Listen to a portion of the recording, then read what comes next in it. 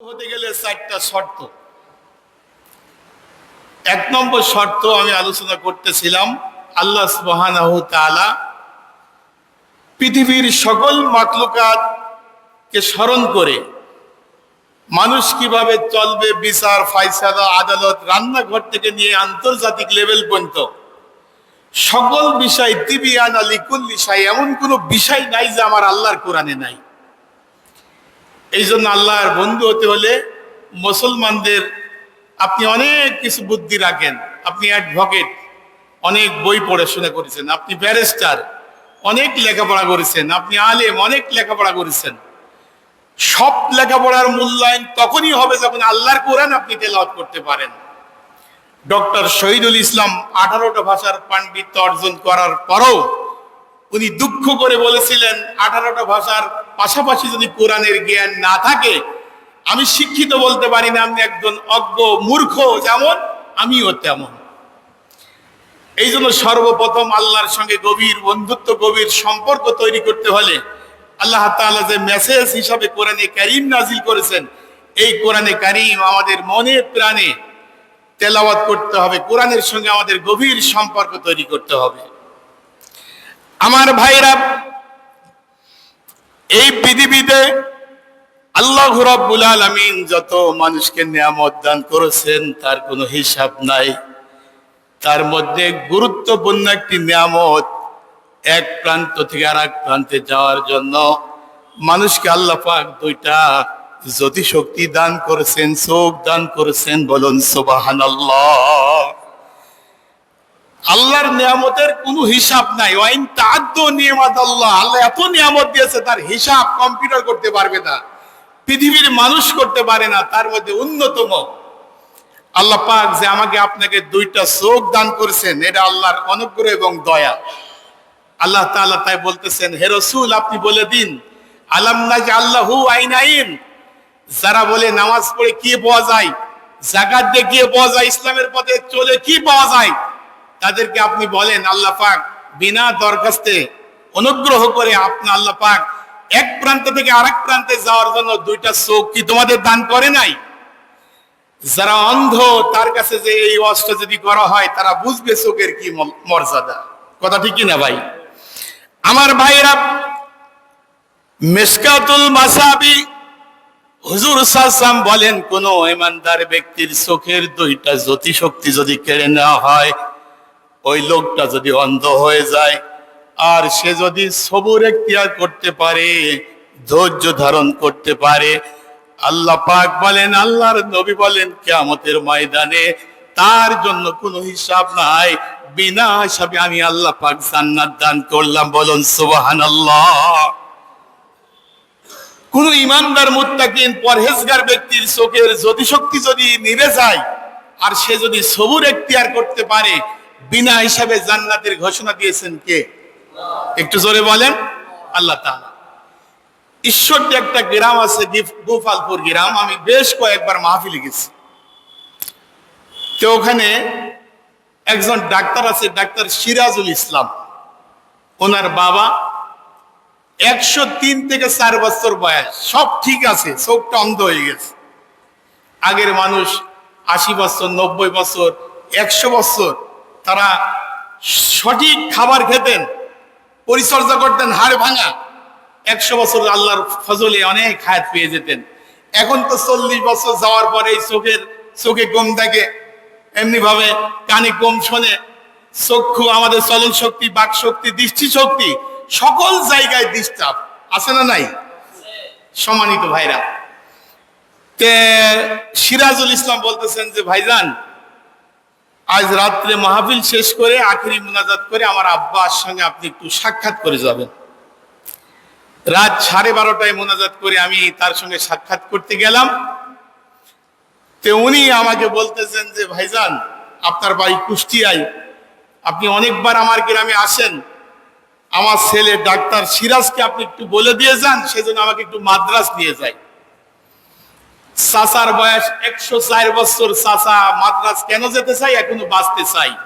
এই পৃথিবীর এই মায়া মহব্বত ত্যাগ করে পৃথিবী ছাড়তে কেউ চায় না। কথা ঠিক কি না? আমার ভাইরা, উনি অন্ধ হয়ে গেছেন, আমি কি সান্ত্বনা দেব, এই ভাষা আমার নাই।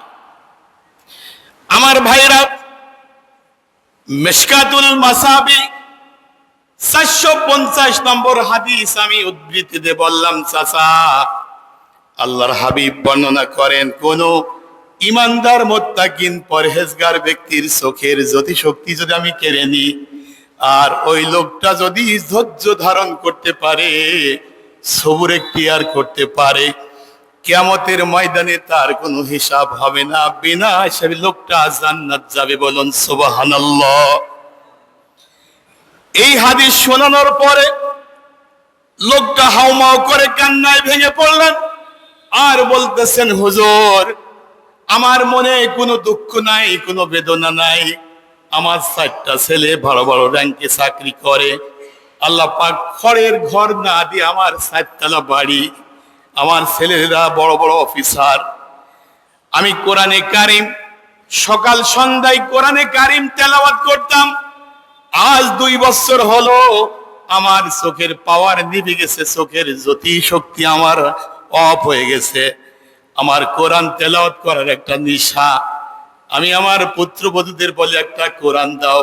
আমার বুকে লাগাই, একবার মুখে লাগাই, মাঝে মধ্যে চোখের পানি ছেড়ে দিয়ে দুখানা হাত আল্লাহর দরবারে তুলে ফরিয়াদ জানাই, রব্বুল আলামিন, 4টা ছেলে বড় বড় অফিসার না হয়ে যদি ভ্যানের ড্রাইভার হতো, 4তলা বাড়ির পরিবর্তে যদি খড়ের ঘর হতো, তারপরও যদি আপনি আমার যদি শক্তিকে ফিরাই দিতেন, এটাই হতো আমার জন্য সব থেকে বেশি কল্যাণকর।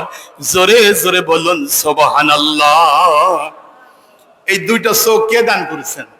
একটু জোরে বলেন। জার্মানির বিজ্ঞানীরা বলেছেন, 2টা চোখ ধনী গরিব অসহায় দরিদ্র সমস্ত মানুষকে আমি ফ্রি দান করেছি। এর দাম 1 নয় 2 নয়, 2000 কোটি মার্কিন ডলার দাম। বলুন সুবহানাল্লাহ। 5টা টাকা এমপি দিলে তার জন্য দোয়া করে জান্নাতের গেট পর্যন্ত পৌঁছাই দেন। 500 টাকা পকেটে গুজে দিলে মিথ্যা মামলা করেন, আরেকজনের বিরুদ্ধে স্লোগান দেন। আল্লাহ পাক আপনাকে 2000 কোটি মার্কিন ডলারের মতো ফ্রি এক প্রান্ত থেকে আরেক প্রান্তে যাওয়ার জন্য 2টা চোখ দান করেছেন। অতএব এক চোখ দিয়ে, এই মাথা দিয়ে যদি কাজ করতেই হয়, স্লোগান দিতেই হয়, ইবাদত করতেই হয়, একমাত্র করতে হবে কার? আল্লাহর। সম্মানিত ভাইরা, আল্লাহ তাআলা সূরাতুত তাহার ভিতরে বলতেছেন, আমার ভাইরা, আল্লাহর সঙ্গে গভীর সম্পর্ক মহব্বত তৈরি করার জন্য 1 নম্বর শর্ত হলো, আল্লাহ যে মেসেজ দিয়েছেন, কোরআনে কারিম দিয়েছেন, তা তেলাওয়াত করতে হবে। কেউ যদি কোরআনে কারিম তেলাওয়াত না করে, কোরআনে কারিম স্পর্শ না করে, তার সম্পর্কে আল্লাহ পাক সতর্ক বাণী দিয়েছেন। সকলে পড়েন, ওমান আ'রাজা আন যিকরি ফাইন্না লাহু মাইশাতান যানকা ওয়া নাহশুরুহু ইয়াওমাল কিয়ামাতি আ'মা ক্বালা রাব্বি লিমা হাশারতানি আ'মা ওয়া ক্বাদ কুনতু বাসীরা قال كذلك أتتك آياتنا فنسيتها وكذلك اليوم تنسى। ঘোষণাকার একটু জোরে বলেন। কোরআন থেকে যারা বিমুখ হয়ে যাবে, কোরআন থেকে যারা চেহারা ফিরাই নেবে, আল্লাহ পাক বলতেছেন, আমি দুনিয়ার শান্তি তার মন থেকে কেড়ে নেব। গাড়ি বাড়ি অট্টালিকা ব্যাংক ভর্তি টাকা সবকিছু থাকার পরও তার মনে কোনো শান্তি থাকবে না, শুধু হাইকাই আর হাইকাই। এরকম লোক আমাদের সমাজে আছে না নাই? একটু জোরে বলেন, আছে না নাই? নাম্বার 2, যারা কোরআন থেকে চেহারা ফিরাই নেবেন, কোরআন তেলাওয়াত করবেন, আল্লাহ সুবহানাহু তাআলা তাদের 2 নম্বর পানিশমেন্ট হলো, তাদের চোখের জ্যোতি শক্তি আল্লাহ কেড়ে নেবে, অন্ধ হয়ে যাবে। কিয়ামতের ময়দানে এই লোকগুলি বলবে, ক্বালা রাব্বি লিমা হাশারতানি আমা, আয় আল্লাহ তাআলা, তুমি কোন অপরাধে আমাকে অন্ধ করে তুললে? ওয়াকাদ কুনতু বাসীরা, আমি তো অবশ্যই দুনিয়ায় যখন ছিলাম, আমি আমার চোখ ছিল, আমি দেখতে পেতাম, এক প্রান্ত থেকে আরেক প্রান্তে যেতে পারতাম। কিন্তু তুমি আমাকে অন্ধ করে কেন তুললে আল্লাহ? আল্লাহ সুবহানাহু ওয়া তাআলা তখন বলবে, বান্দা, আমার সঙ্গে গভীর সম্পর্ক তৈরি করার জন্য কোনটা হালাল কোনটা হারাম, কোন কাজ করলে সওয়াব হয় কোন কাজ করলে গুনাহ হয়, একেবারে খুঁটে খুঁটে বিস্তারিত ভাবে তোমার সামনে একটি কিতাব আমি পেশ করেছিলাম। তিবিয়ানা লিকুল্লি শাই, এমন কোন বিষয় নাই যে বিষয় এই কোরআনের মধ্যে নাই। সেই কোরআন তুমি ভুলে গিয়েছিলে, চোখ দিয়ে কোনোদিন নজর দিয়ে দেখো নাই। আমিও আজকে আমাদের ময়দানে ভুলে গেলাম, তোমার চোখ আমি অন্ধ করে দিলাম। এই জন্য কোরআন তেলাওয়াতের দরকার আছে না নাই? একটু জোরে বলেন, আছে না নাই? আছে। নাম্বার 2, আল্লাহর সঙ্গে গভীর বন্ধুত্ব তৈরি করতে হলে শর্ত হলো কোরআন অনুযায়ী আমল করতে হবে। কোরআন যে ডিসিশন দিয়েছে, রাসূলুল্লাহর 63 বছর জীবন, কিভাবে দাঁড়াতে হবে, কিভাবে নামাজ পড়তে হবে, কিভাবে দান করতে হবে, কিভাবে সকল বিষয়গুলি প্র্যাকটিক্যাল ভাবে আমার রাসূল উম্মতকে শিক্ষা দিয়েছেন। এই জন্য আপনি যে আমলই করেন না কেন, ওই আমলটা আল্লাহর সিদ্ধান্ত মোতাবেক কিনা, আমার রাসূলের তরিকা অনুযায়ী কিনা, এইটা যদি না হয় তাহলে আপনার আমল আল্লাহর দরবারে গ্রান্ট হবে না, বাতিল হয়ে যাবে। আমার ভাইয়েরা, আল্লাহ রাব্বুল আলামিন সূরাতুল হাশরের মধ্যে বলেন, ওমা আতাকুমুর রাসূল ফাখুযু, আমার আল্লাহর পক্ষ থেকে আমার রাসূল যে মেসেজগুলি তোমাদের সামনে এনেছেন তা অনুযায়ী তোমরা আমল করো, আর রাসূল যেটা নিষেধ করেছেন তা তোমরা প্রত্যাখ্যান করো। বলুন সুবহানাল্লাহ। এই জন্য আপনি যে আমলই করেন, এই আমলের দলিল আছে কিনা, আল্লাহর অনুমোদন আছে কিনা, রাসূলের অনুমোদন আছে কিনা, আপনার মনে যা ভালো লাগলো সেইটাই আপনি করবেন, এ সুযোগ কাউকে দেওয়া হয় নাই। এখন 2 রাকাত নামাজ হবে, নামাজ পড়া ভালো না খারাপ? একটু জোরে বলেন। এখন আমি যদি 3 রাকাত পড়ি তাহলে কি হবে? 3 রাকাত পড়লে আল্লাহর কাছে গ্রহণযোগ্য হবে না, কারণ আল্লাহ তো 3 রাকাত পড়তে বলে নাই। রাসূল করিম সাল্লাল্লাহু আলাইহি ওয়াসাল্লামের স্ত্রী আম্মা আয়েশা বর্ণনা করেন, মান আহদাসা ফি আমরিনা হাযা মা লাইসা মিনহু ফাহুয়া রাদ্দুন, যে ব্যক্তি আমাদের পক্ষ থেকে স্বীকৃত নয় এমন কোন আমল করলো তা প্রত্যাখ্যাত হবে, তা বাতিল বলে গণ্য হবে। রাসূল করিম সাল্লাল্লাহু আলাইহি ওয়াসাল্লাম দরবারে বসে আছেন, হঠাৎ করে 3 জন সাহাবী আসলেন। সাহাবীদের মর্যাদা আল্লাহর কাছে কম না বেশি? আল্লাহ পাক কোরআনে কারীমের মধ্যে সাহাবী সম্পর্কে বেশ কিছু আয়াত নাযিল করেছে। হাদিসের মধ্যে অগণিত হাদিস সাহাবীর শানে আছে যে তোমরা যদি ঈমান আনতে সাহাবায়ে কেরামদের মতো ঈমান আনো। সম্মানিত ভাইরা, 3 জন সাহাবী, জলিল কদর সাহাবী রাসূলের দরবারে আসলেন। তাহলে আল্লাহর সঙ্গে গভীর সম্পর্ক তৈরি করতে হলে 2 নম্বর, আপনি যেই কাজ করবেন, যেই আমল করবেন, যেই ভালো কাজটি করবেন, আল্লাহ অনুমোদন দিয়েছে কিনা, রাসূল অনুমোদন দিয়েছে কিনা, তা কোরআন হাদিসে আছে না, এটা আপনাকে জাস্টিফাই করেই সেই ইবাদতটা করতে হবে। 3 জন জলিল কদর সাহাবী আসলেন, আসার পরে বলতেছেন, ইয়া রাসূলুল্লাহ, আপনার সঙ্গে আমাদের গুরুত্বপূর্ণ কিছু বিষয় আলোচনা করতে চাই। রাসূল করিম সাল্লাল্লাহু আলাইহি ওয়াসাল্লাম বললেন, ঠিক আছে, নামাজের পর তোমরা বসে যাও।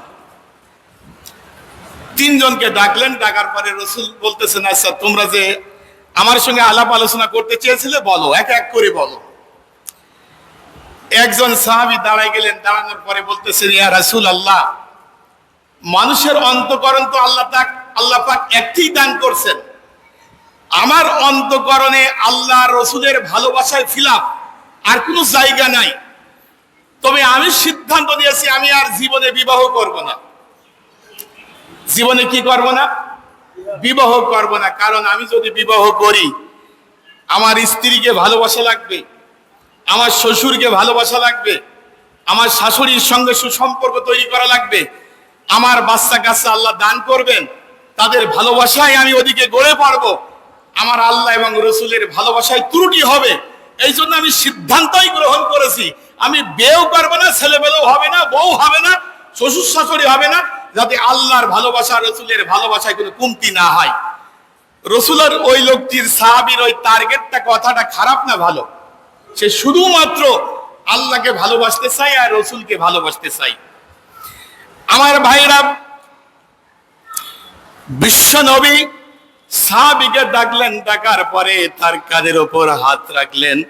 হাত রাখার পরে বলতেছেন, ও যুবক, তুমি শোনো, আন্নিকা সুন্নতি মান রুগিবা সুন্নতি ফালাইসা মিন্নি। বিবাহ করা আমার সুন্নাত, বিবাহ করা আমার সুন্নাত। এই বিবাহকে যারা অস্বীকৃতি দিল, আমার ভাইরা ছেড়ে দিল, বিবাহ করলো না, প্রত্যাখ্যান করলো, আল্লাহর হাবিব বলেন সে আমার উম্মত হতে পারে না, আমার উম্মত হতে পারে না। বিবাহ করা আমার সুন্নাত, আর এই সুন্নাতকে যারা ভাইলট করলো, ছেড়ে দিল, নবীজি বলেন সে আমার উম্মত কখনো হতে পারে না। একদল যুবক বিশ্ব নবীর দরবারে আসলেন। আসার পরে বলতেছেন, ইয়া রাসূলুল্লাহ, নানু শাব্বাবুন, আমরা একেবারে যুবক, টকবগি রক্ত আমাদের ঘাড়ে, বিবাহর বয়স আমাদের হয়ে গেছে, কিন্তু অর্থ টাকা পয়সা না থাকার কারণে আমরা বিবাহর পিঁড়িতে বসতে পারি না। ইয়া রাসূলুল্লাহ, আপনি আমাদের জন্য পরামর্শ দেন, আমরা কি করতে পারি? আল্লাহর হাবিব যুবকদের বলতেছেন, যুবকরা তোমরা থামো। আন আব্দুল্লাহ ইবনে মাসউদ قال النبي صلى الله عليه وسلم يا معشر الشباب من استطاع منكم الباء فليتزوج فإنه أغض للبصر وأحسن للفرج ومن لم يستطع عليه بالصوم فإنه له وجاء رواه البخاري والمسلم। বিশ্বনবী যুবকদের ডেকে বলতেছেন, যুবকগুলি, আমি রাসূলুল্লাহ বলতেছি তোমরা বিবাহ করো। বিবাহ করার কারণে আগাজ্জুলিল বাসার, তোমাদের চক্ষুগামী নিম্নগামী হবে। আহসানুলিল ফারাজ, তোমাদের লজ্জা স্থান সংরক্ষণ থাকবে, হেফাজত থাকবে। যদি তোমাদের চক্ষুকে কন্ট্রোল করতে থাকো, লজ্জা স্থানকে কন্ট্রোল করতে চাও, তাহলে তোমরা অবশ্যই রোজা রাখো। অমাল্লাম ইয়াস্তাতি, আর তা যদি তোমাদের সম্ভব না হয়, তাহলে তোমার জন্য আমি পরামর্শ দিচ্ছি, বিফালাইহি বিসওম, তোমরা কন্টিনিউ রোজা রাখা শুরু করো। জোরে জোরে বলুন সুবহানাল্লাহ। বিবাহ করার দ্বারাই কল্যাণ হলো, এক নম্বর চক্ষু নিম্নগামী হবে, আর এই চোখের দ্বারাই সমস্ত গুনাহ কল্পিত হয়, এই গুনাহ এর দ্বারাই আমার ভাইরা ধাবিত হয়। এই জন্য সম্মানিত ভাইরা, বিবাহের দ্বারাই মানুষের চক্ষু নিম্নগামী হয়, আল্লাহমুখী হয়, এবং যেই কাজের দ্বারাই মানুষ অপকর্মে লিপ্ত হয় তার লজ্জাস্থান সংরক্ষণ হয়।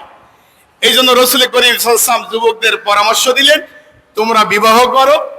বিবাহ করলে এই কল্যাণ, আল্লাহ সন্তুষ্টি হবে, রসুল সন্তুষ্টি হবে। আর যদি তা না করতে পারো, তোমরা ধারাবাহিকভাবে রোজা রাখো। রোজা রাখার কারণে শরীর যদি দুর্বল হয়, কোনো দিকে আর ভালো লাগবে না। কথা ঠিক কিনা ভাই?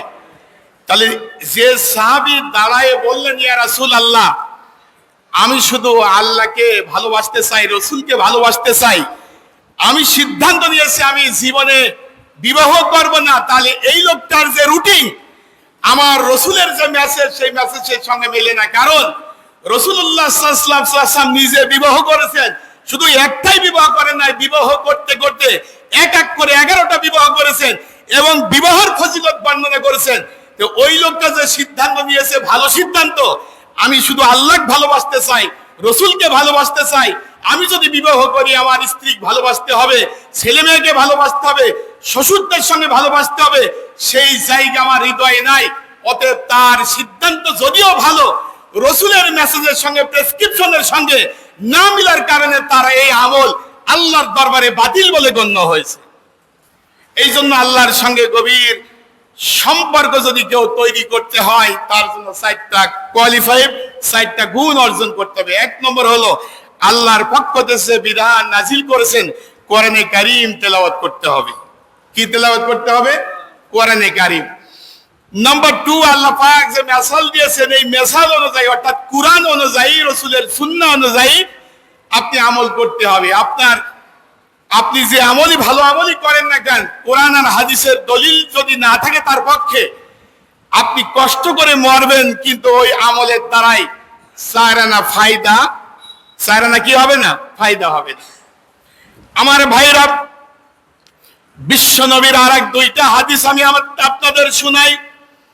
রসুলের জলিল কদর সাহাবী হযরত আবু হুরায়রা বর্ণনা করেন, আন আবি হুরায়রা قال النبي صلى الله عليه وسلم تنكح المرأة لأربعين ولمالها ولحسبها ولجمالها ولدينها فاصبر بذات الدين تربت يداك رواه البخاري والمسلم। আবু হুরায়রা বর্ণনা করেন, নবীজি বলেন, ও যুবকগুলি, তোমরা যখন বিবাহের বয়স হয় তোমরা বিবাহ করো, তবে বিবাহ করতে গিয়ে 4টা জিনিস তুমি মেয়ের পরিবারকে দেখবে। কয়টা জিনিস? একটু জোরে বলেন। 4টা জিনিস। আর বাপমার জন্য হযরত আবু সাঈদ খুদরি থেকে বর্ণিত, ছেলে এবং মেয়ে বিয়ের বয়স যদি পার হয়ে যায়, বাপমা যদি চেষ্টা না করে, এই সন্তান যত গুনাহ করবে সমস্ত গুনাহ বাপমার আমলনামায় লিপিবদ্ধ হবে। বাইহাকী শরীফের আরেকটা হাদিস দেখলাম, আপনি ছেলে এমএ পাস করান, ব্যারিস্টার বানান, দুনিয়ার সব লেখাপড়া করান, ক্ষুধা যখন পেটে আসে অবশ্যই তাকে খাবার দেন, নাই তো খাদ্য খাবে। আপনার ছেলে মেয়ের যখন যৌন চাহিদা আসবে, তাকে যদি বিয়ের পিড়াতে না বসায় ও অখাদ্য খেতে পারে, এই গুনাহ আমলনামা আপনার আমলনামায় বরাদ্দ হবে। কিয়ামতের ময়দানে হাদিস শরীফের মধ্যে আমি নিজে দেখলাম, প্রত্যেকটা মেয়ে যখন বিয়ের বয়স হবে, প্রত্যেকটি মাসিকের পরিবর্তে তার মা আর বাবার আমলনামায় এক একটা করে মার্ডারির আসামি করা হবে। কিয়ামতের ময়দানে লোকজনকে যখন মার্ডারির আসামি হিসেবে ডাকা হবে, তারা বলবে, আল্লাহ, আমি তো একজন পরহেজগার মানুষ ছিলাম, একজন আলেম ছিলাম, একজন মাতব্বর ছিলাম, প্রথম কাতার আমি নামাজ পড়তাম, আমি জীবনে মানুষকে মারার তো দূরের কথা, একটা চড়ও কারোর গায়ে দেই নাই। তাদেরকে প্রমাণ করে দেওয়া হবে, তুমি তোমার মেয়ে আর ছেলের বিবাহর বয়স হয়ে যাওয়ার পরও তুমি চেষ্টা করো নাই, না চেষ্টা করার কারণে প্রত্যেকটি পিরিয়ডের পরিবর্তে এক একটা মার্ডারের আসামি আজকে তুমি জাহান্নামে চলে যাও। তাহলে বিবাহের গুরুত্ব আছে না নাই? এই জন্য মাতব্বর সাহেবদের আমি বলবো, আমাদের সমাজে জিনার দিকে 200 টাকায় জিনা করা যায়, কিন্তু বিয়ের পিড়েতে যদি বসতে চাই বলে 5 লাখ টাকা দেলমোহর, কিয়ামতের ময়দানে এই মাতব্বরদের ধরবে আল্লাহ। তুমি দেলমোহরকে কঠিন করার কারণে অনেক ছেলের টাকা নাই, পয়সা নাই, 5 লাখ দিতে পারে না, 6 লাখ দিতে পারে না, বিয়ের পিড়িতে বসতে চায় না, 200 টাকা দিয়ে আকাশ কুকাশ করে বেড়াবে, এত টাকাও ম্যানেজ করতে পারবো না, দেলমোহর দিতে পারবো না, বিয়ের সাথেও পারবো না, এইভাবে আমি আমার জীবন যাপন করবো। এই জন্য জিনাকে কঠিন করে দাও আর বিবাহকে সহজ করে দাও ঘোষণা করেছেন কে? আল্লাহ সুবহানাহু ওয়া তাআলা। আমার ভাইরা, বিশ্ব নবী বলেন, এ ছেলের বাবারা, বাবারা, তোমরা যারা ছেলে সন্তান, স্ত্রী পুত্র মেয়েরা বিবাহর বয়স হয়েছে, তুমি যে আত্মীয় করবে, এই আত্মীয়র জন্য 4টা জিনিস তুমি দেখবা, তোমার ওই আত্মীয়র ভিতরে 4টা গুণ আছে কিনা। লি আরবাইন লি মালিহা, 1 নম্বর, মেয়ের বাবার সম্পদ আছে কিনা তুমি অবজার্ভ করবা। নাম্বার 2, ওয়ালি হাসবিহা, তার বংশধর ভালো কিনা, শুধু 3 তলা 5 তলা করলে হবে কিনা। হারাম টাকা অবৈধ ব্যবসা করে, আগে ছিল ফকিরের বাচ্চা ফকির, হঠাৎ করে ওর মন চেঞ্জ হতে আরো 5 যুগ লাগবে, হঠাৎ করে এই টাকা পয়সা গাড়ি বাড়ি থেকে যদি আপনি আত্মীয় করেন, আপনি 100% বিপদে পড়ে যাবেন। এই জন্য নবীজি বলেন, তুমি যখন আত্মীয় করবে 2 নম্বর দেখবে তার বংশ ভালো কিনা। একটা মানুষের বংশ ঘরের মানুষ, আমার ভাইরা, আমার বাবা একজন খ্যাত মানুষ, সম্মানী ব্যক্তি, আমি যখন একটা খারাপ কাজ করতে যাব, আমি 100 বার চিন্তা করবো, আমি একজন মাওলানা মানুষ, আমি খানায় খাবার গিলাপ ধরেছি, মেম্বারে বসে বড় বড় বক্তব্য দিই, আমি যদি এই খারাপটা কাজ করি, আমি মুখ দেখাবো কোন কায়দায়? আমার আব্বা মার সম্মান তো নষ্ট হবে। কিন্তু ছোট লোকের বাচ্চা একবারও পিছন দিকে ফিরে তাকাবে না, কথা ঠিক কিনা? এই জন্য বংশ দেখার দরকার আছে না নাই? একটু জোরে বলেন, দেখার সুন্দর আছে না নাই?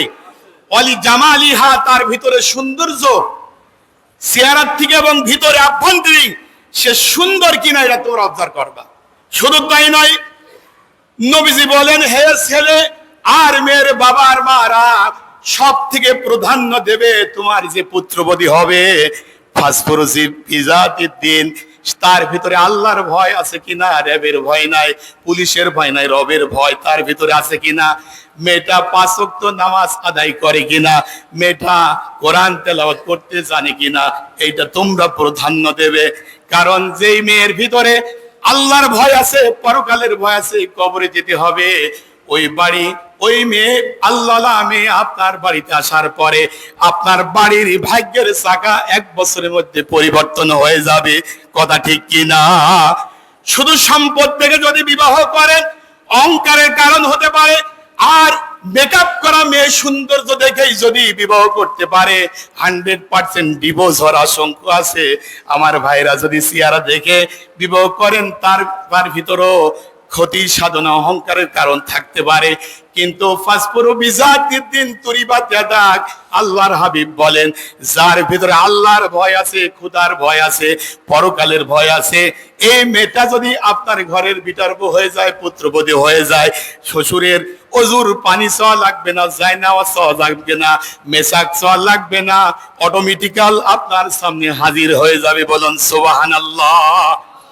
এই হাদিস শোনানোর উদ্দেশ্য হলো আপনি যে আমলই করেন না কেন এই আমলের দলিল কোরআন হাদিস আছে কিনা, আমার আল্লাহ অনুমোদন দিয়েছে কিনা, রাসূল অনুমোদন দিয়ে কিনা, 10 বার ভাবা লাগবে। মন গড়া যা ইচ্ছা তাই যেদিন সেদিন আপনি রোজা রাখা তো ভালো, কিন্তু বছরে 5 দিন রোজা রাখা হারাম।